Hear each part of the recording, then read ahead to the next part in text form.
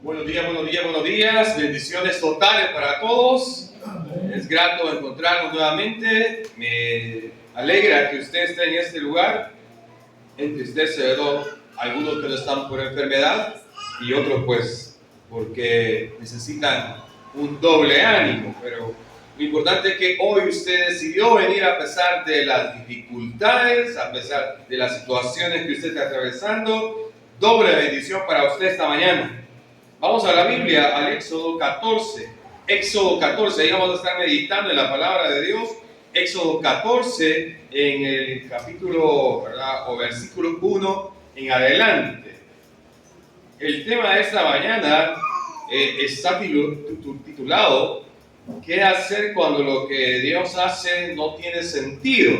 ¿Verdad? Muchas veces este tema es un diario vivir, es algo que nosotros pasamos, ¿verdad? Muchas cosas de las que nos suceden a nosotros parece que no tienen sentido. Bueno, Éxodo 14, 1 al 10 nos explica o nos da, ¿verdad?, más o menos de lo que vamos a estar hablando y apoyándonos en el tema. La palabra de Dios dice: habló Jehová a Moisés diciendo: di a los hijos de Israel que den vuelta y acampen delante de Pijarot, entre Migdol y el mar, hacia Baal-Zephón. Delante de él acamparéis junto al mar. Verso 3 del 14 de Éxodo. Porque el faraón dirá a los hijos de Israel: encerrados en la tierra, el desierto los ha encerrado. Y yo endulceré el corazón de Faraón para que los siga, y seré glorificado en Faraón y en todo su ejército, y sabrán los egipcios que yo soy Jehová. Y ellos lo hicieron así. Y fue dado aviso al rey de Egipto que el pueblo huía, y el corazón de Faraón, de su siervo, se volvió contra el pueblo, y dijeron: ¿cómo hemos hecho esto de haber dejado ir a Israel para que no nos sirva? Y unció su carro, y tomó consigo su pueblo, y tomó 600 carros escogidos, y todos los carros de Egipto, y los capitanes sobre ellos. Verso 8. Y endureció Jehová el corazón de Faraón, rey de Egipto, y él le siguió a los hijos de Israel, pero los hijos de Israel habían salido con mano poderosa, siguiéndole pues los egipcios con toda la caballería y carros de Faraón, su gente de a caballo y todo su ejército, alcanzaron los alcanzados acampados junto al mar al lado de Pihahirot, entre Baal-Zephón. Verso 10. Y cuando Faraón se hubo acercado, los hijos de Israel alzaron sus ojos, y aquí los egipcios venían tras ellos, por lo que los hijos de Israel temieron en gran manera y clamaron a Jehová y dijeron a Moisés: ¿no había sepulcros en Egipto que nos has sacado para que muramos en el desierto? ¿Por qué has hecho así con nosotros, que nos has sacado de Egipto? ¿No es esto lo que te hablamos en Egipto diciendo: déjanos servir a los egipcios? Porque mejor nos fuera haber servido a los egipcios que morir en este desierto. Y Moisés dijo al pueblo: no temáis, estad firmes y ved la salvación que Jehová hará hoy con vosotros, porque los egipcios que hoy habéis visto, nunca más para siempre los veréis. La palabra de verdad, el versículo 14 dice: Jehová peleará por vosotros y estaréis tranquilos. Palabra de Dios. Muchos versos, mucha información. Vamos a atacar acá algunos puntos que nos pueden ayudar para responder a la pregunta: ¿por qué las cosas que Dios hace no tienen sentido? Pero yo quiero que se grabe en su mente, sobre todas las cosas, por lo menos que se lleve una idea en su interior, en su ser, de todo lo que yo voy a tratar de exponer, que usted se lleve una cosa en su mente hoy. Dice el versículo 14 que Jehová peleará por vosotros. Diga conmigo: Jehová peleará por vosotros. Amén. Jehová va a pelear por nosotros. No importa la situación que nosotros estemos viviendo, es Jehová que está delante de nosotros. Él es nuestro escudo, Él es nuestra nube, Él es nuestro protector, nuestro cuidador. Había un joven llamado Chuck Fry. Era un joven muy inteligente, como algunos de los que tenemos en esta iglesia. Ese joven tenía 17 años, poseía altos dotes intelectuales y un nivel, ¿verdad?, sumamente alto de motivación. Después de graduarse de secundaria, con los grados más altos de su clase, quería entrar a la universidad y podía, ¿verdad?, en este caso, a la Facultad de Medicina. Hizo la solicitud para poder competir, ¿verdad?, en esa universidad para ser aceptado, donde en ese tiempo era muy difícil de entrar a la Facultad de Medicina. De 6,000 solicitudes, de más o menos, ¿verdad?, de 6,000 gentes que querían ser médicos, en la universidad donde estaba aplicando este joven, solo 106 alumnos eran aceptados. O sea, los demás, ¿verdad?, no tenían opción. Eso era algo típico de los programas autorizados, ¿verdad?, en las facultades de medicina, a pesar de que las probabilidades para este joven eran muy pocas. Este muchacho llamado Chuck fue aceptado en la facultad de la Universidad de Arizona. Durante su primer semestre, ¿verdad?, este muchacho pensó que Dios lo estaba llamando para poder hacer algo diferente. Empezó a tener la convicción de poder dedicarse a la medicina, no de la forma tradicional como todos lo hacían, de una forma lucrativa, sino que él pensó y dijo: quiero dedicarme al campo misionero. O sea, él iba a ir a otro país para poder tener a sus servicios todo lo que estaba aprendiendo en la Facultad de Medicina. Quería renunciar a esa convicción lucrativa que a muchos lo lleva para poder ser doctores, con el fin de prestar sus servicios, como decía, a la obra misionera. Hacia el final de su primer semestre, este muchacho empezó a sentirse fatigado, empezó a sentirse enfermo, y luego hizo una cita para realizarse unos exámenes médicos, y muy pronto, escucha bien, le habían diagnosticado que padecía leucemia aguda. En el mes de noviembre, ese muchacho ya había muerto. La pregunta es: ¿cómo podría tener sentido para los afligidos padres de este muchacho? ¿Y cómo podría tenerlo también para nosotros ahora? Una obra de Dios tan incomprensible como esta. Este joven amaba a Jesucristo con todo su corazón y solamente buscó hacer la voluntad de Dios. Quería ir al campo misionero a poner su servicio. ¿Por qué se lo llevó Dios cuando estaba en la flor de la vida? A pesar de muchas oraciones angustiosas de sus miembros de su familia, consagrados a Dios y de fieles amigos. Muy claramente el Señor le dijo no a todos. ¿Pero por qué? Si miles de jóvenes doctores completan su educación cada año y entran a la profesión médica para poder lucrarse, solo una minoría muy pequeña tenía el corazón de ese muchacho de dedicarse a los más desvalidos. Pero esta era la excepción de ese muchacho llamado Chuck. Él había podido, ¿verdad?, cumplir su misión y ayudar a los demás. Él no había, ¿verdad?, él no solo había podido, ¿verdad?, cumplir su deseo de ser médico, sino que también de llevar el evangelio a todos aquellos que no lo conocían. Así que sencillamente, estimados hermanos, su muerte no parecía tener sentido. Imagínense la enorme cantidad de personas gravemente enfermas a las que ese doctor hubiera podido ayudar durante toda su vida. alguna persona con cáncer, alguna persona con insuficiencia renal, alguna persona con problemas del hígado, con problemas del páncreas, otras con tuberculosis, otras con enfermedades congénitas como el síndrome de Down, labio leporino, pie equino o defectos con sorderas y cegueras y cojos, algunos, y otros con malformación. La pregunta es, ¿por qué le había de negarle la divina providencia que este muchacho se hubiera dedicado a todas las personas?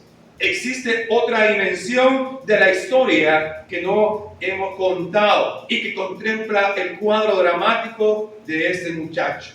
En el mes de septiembre de su primer año de la Facultad de Medicina, Chuck se había comprometido para casarse. Su novia se llamaba Karen y era también creyente consagrada a Jesucristo.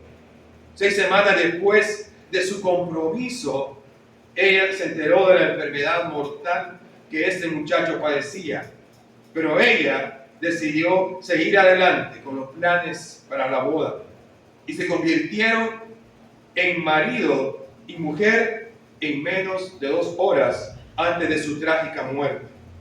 Luego, esta muchacha llamada Karen se matriculó en la Facultad de Medicina en la Universidad de Arizona y después de graduarse se dedicó a trabajar como misionera en el país de Suilandia, en África del Sur. La doctora prestó su servicio hasta el año 1992 en un hospital sostenido por una iglesia. Yo estoy seguro de que ella se preguntaba en medio de tanto sufrimiento por qué no le fue permitido a su brillante y joven esposo que cumpliera su misión como su colega de profesión médica. Y verdaderamente también yo me hago la pregunta, los grandes teólogos del mundo pueden pensar en el dilema que nos plantea la muerte de este muchacho para los próximos años, pero no es probable que no lleguen, ¿verdad?, a presentar una explicación satisfactoria. El propósito de Dios en cuanto a la muerte de este joven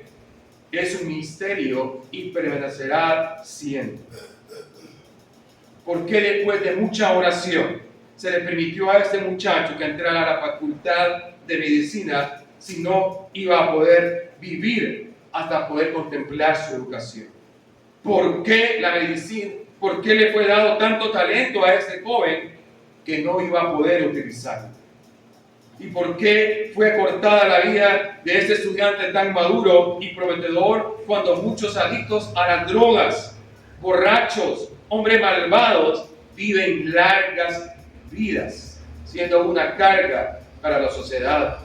Estas inquietantes preguntas son mucho más fáciles de hacer que de contestar, y habrá otras muchas más.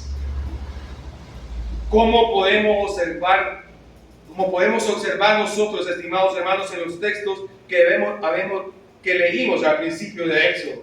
Muchas veces Dios hace cosas que no tienen sentido a nuestro entendimiento, no tienen sentido en nuestra lógica, pues ¿qué sentido podría tener para los israelitas de que Dios los sacara de Egipto para llevarlos a un punto en el cual estaban frente al Mar Rojo y en el otro punto estaban frente a los egipcios que venían tras ellos para matarlos? Como dice el dicho popular, los israelitas estaban entre la espada y la pared.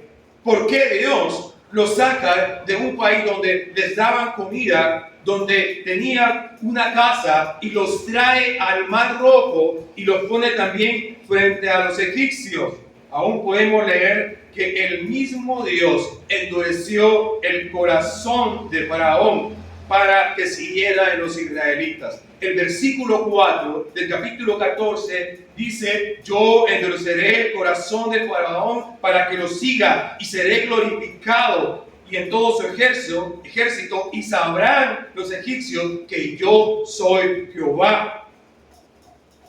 En nuestra vida cristiana, cuán difícil o imposible es dar una respuesta 100% acertada ante tales situaciones como esta que Dios permite en nuestra vida y nos parecen inexplicables. ¿Por qué Dios está permitiendo lo que está pasando en mi casa? ¿Por qué Dios está permitiendo que mi hogar se desbarate? ¿Por qué Dios está permitiendo que yo, ¿verdad?, esté viendo a mi familiar enfermo? ¿Por qué Dios me está permitiendo esto? Son preguntas que muchas veces no tienen respuestas. Como por ejemplo, ¿cómo podemos darle una explicación lógica a unos padres que acaban de perder a su hijo? ¿Cómo podemos explicarle a una mujer el por qué su esposo murió dejándolo a sus hijos en la orfandad? ¿Cómo explicarle cuál es la razón por la que un buen cristiano pierde su trabajo con el que lleva sustento a su familia? O encontrar un argumento válido para explicar cómo una mujer cristiana ejemplar le descubrieron un cáncer terminal. Siempre los seres humanos tenemos la costumbre de querer con nuestra mente finita, limitada, comprender el accionar de un Dios infinito en sabiduría y en poder. Y el resultado es que nosotros nos sentimos frustrados. El resultado es que nosotros nos sentimos dolidos y hasta resentidos muchas veces, pues no encontramos una respuesta inexplicable, como lo vemos que ocurrió con el pueblo de Israel en ese momento frente al Mar Rojo. En el versículo 10, la palabra de Dios dice: y cuando Faraón se hubo acercado, los hijos de Israel alzaron sus ojos, y he aquí que los egipcios venían tras ellos, porque los hijos de Israel temieron en gran manera y clamaron a Jehová y dijeron a Moisés: ¿no había sepulcros en Egipto que nos ha sacado para que muramos en el desierto? ¿No es todo lo que te dijimos, porque mejor nos hubiera servido servir a los egipcios que morir en el desierto? ¿Qué debemos hacer, estimados hermanos? Nosotros los cristianos, cuando lo que Dios hace nos parece que totalmente no tiene sentido. Veamos qué dice la palabra ante tales situaciones que hoy podemos estar viviendo, y nos vamos a encontrar, y no vamos a encontrar respuestas que muchas veces son inexplicables y no tienen sentido. Punto número 1. Tenemos que confiar en que Dios tiene un plan. O sea, todo lo que nos sucede es porque Dios tiene un plan. Él nunca hace nada sin sentido, nada sin objetivo. En el versículo 15 del capítulo 14 dice: entonces Jehová dijo a Moisés: ¿por qué clamas a mí? Di a los hijos de Israel que marchen, y alza tu vara y extiende tu mano sobre el mar y divídelo entre los hijos por medio del mar en seco. Y he aquí yo endureceré el corazón de los egipcios para que los sigan, y me glorificaré en Faraón y en todo su ejército y en carros de caballería. El versículo 18 dice: y sabrán los egipcios que yo soy Jehová cuando me glorifiquen ellos en sus carros y en su gente de a caballo. Hermanos, Dios tiene un plan. Él quería glorificarse en Faraón y en su ejército, destruyéndolos por completo, demostrarle a Egipto que Dios defiende a su pueblo, que Dios pelea las batallas de todos nosotros, porque Dios siempre tiene un plan. Solo Dios sabe los planes que tiene para nuestra vida. Jeremías 29:11, la palabra de Dios dice: porque yo sé los pensamientos que tengo acerca de vosotros, dice Jehová, pensamientos de paz y no de mal, para daros el fin que esperáis. En otras palabras, Dios está diciendo: mis planes para ustedes solamente yo los sé, y no son para su mal, sino para su bien, y voy a darles un futuro de bienestar. Dios siempre tiene un plan para nuestra vida. Punto número 2. Tenemos que estar seguros que Dios tiene el control. O sea, Dios es todopoderoso, y sobre todo lo que pasa en nuestra vida, hasta el más íntimo detalle, Dios tiene el control. Mateo 10, 29 al 31. La palabra de Dios nos dice: ¿no se venden 2 pajarillos por un cuarto? Con todo, ni uno de ellos cae a tierra sin vuestro Padre. Pues aún vuestros cabellos están todos contados. Así que no temáis, más valéis vosotros que muchos pajarillos. Otra versión de la palabra de Dios nos dice: ¿qué valen 2 pajarillos?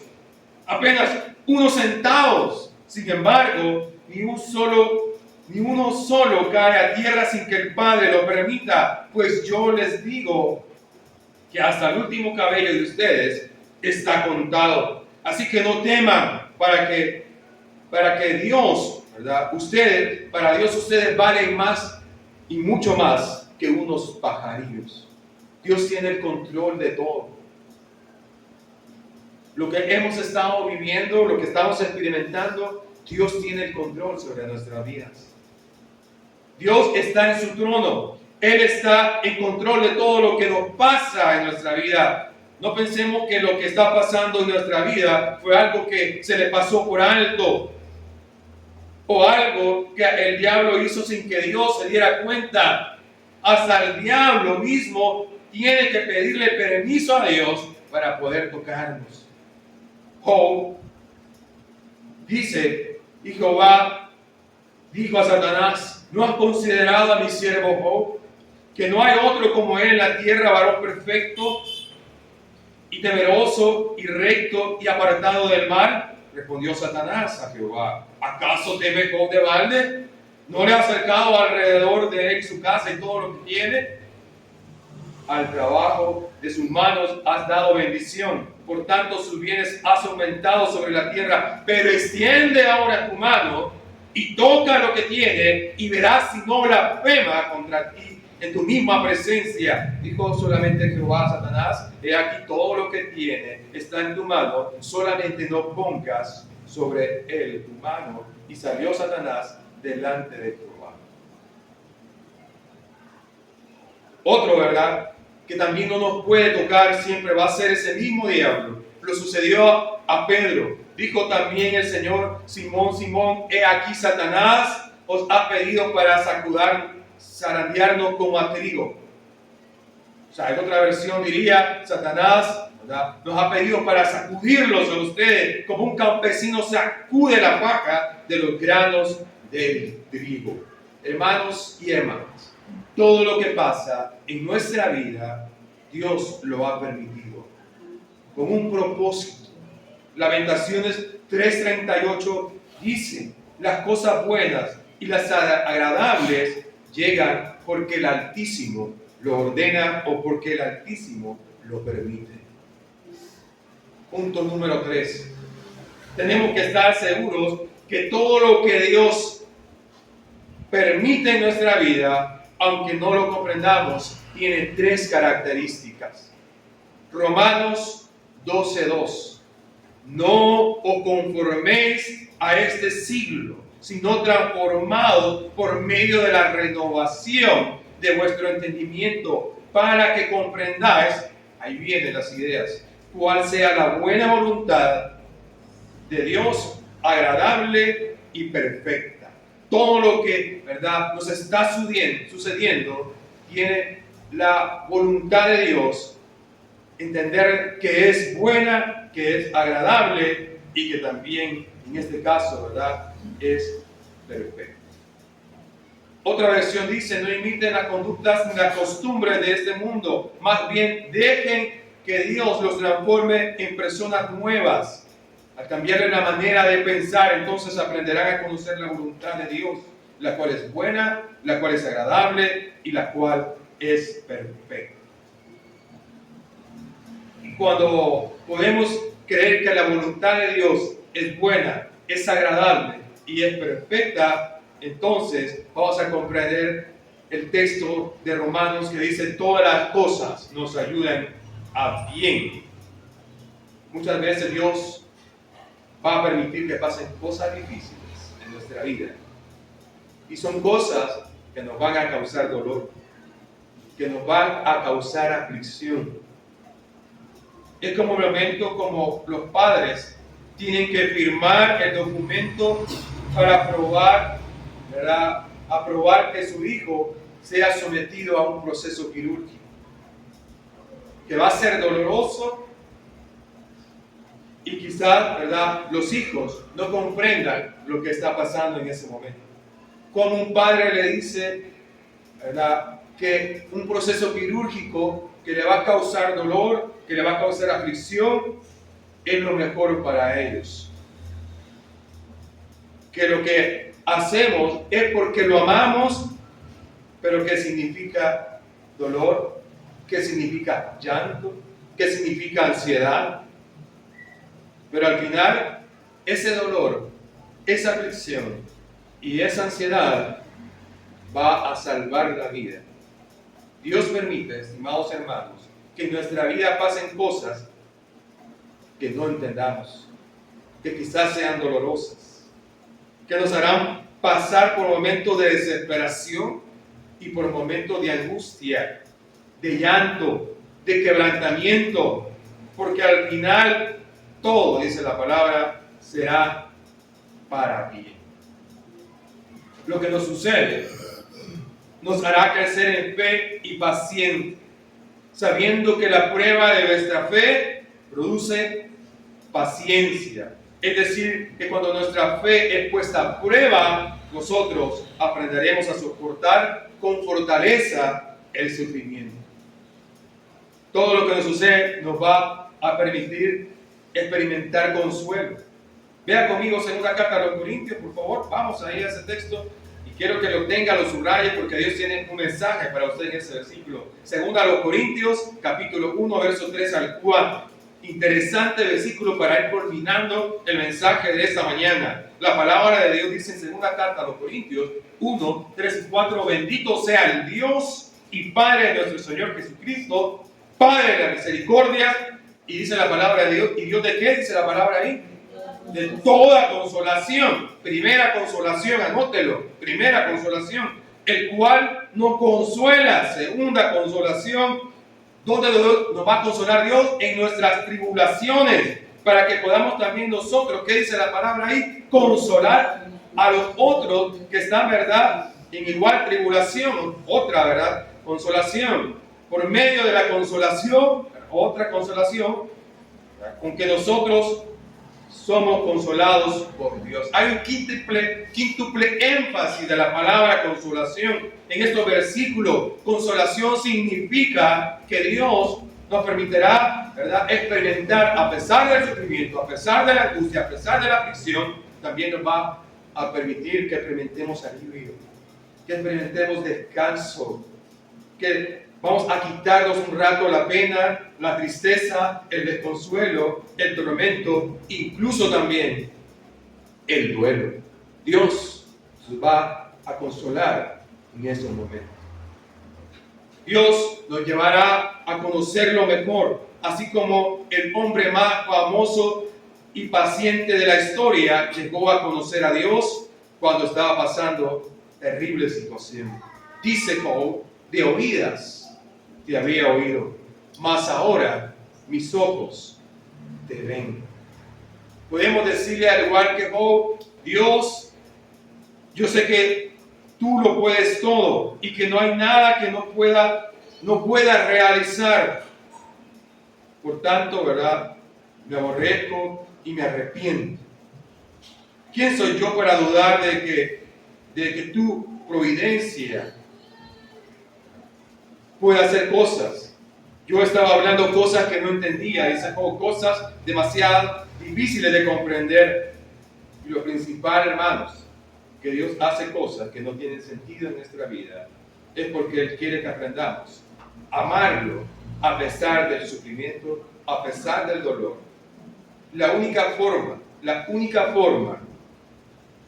de hacer que lo que hoy estamos viviendo pueda resultar en bendición en nuestra vida, lo único que nos va a quedar es amar a Dios en medio del dolor, cuando amamos a Dios, a pesar del dolor, a pesar incluso de la pobreza, a pesar de la enfermedad, Él hará que lo inexplicable nos ayude para bien en nuestra vida.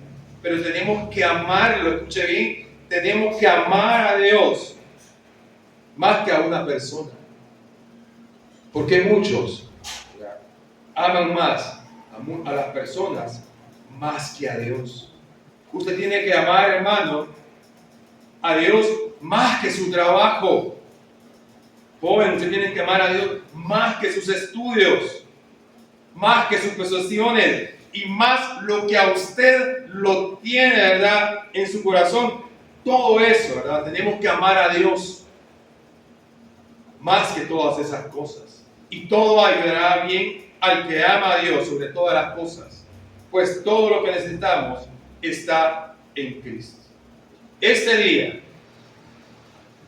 al igual que el apóstol Pedro, el Señor nos pregunta: ¿me amas?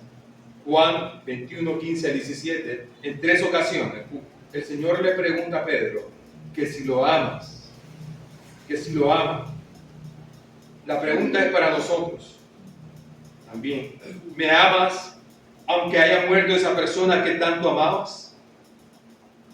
¿Me amas aunque no tenga trabajo? ¿Me amas aunque esté gravemente enfermo? ¿Me amas aunque no he recibido lo que he pedido? Que el Señor siga bendiciendo nuestras vidas. Oramos, hermanos. Padre Santo, que estás en el cielo, santificado sea tu nombre. Venimos ante su presencia, Dios, reconociendo que muchas veces nosotros no tenemos respuestas a las miles de preguntas que nos hacemos.